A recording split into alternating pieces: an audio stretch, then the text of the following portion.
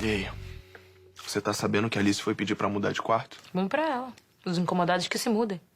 Bom pra ela? Ok, melhor pra mim. Roberta, é sério que você não tá nem aí? Tá pouco se lixando? Nem aí mesmo, não. Vocês são amigas, Roberta. Eu tô cansada da Alice, cansada da chatice dela, cansada dela se metendo na minha vida, cansada daquela felicidade da... Peraí, a nossa felicidade te incomoda porque você não tá com o Diego?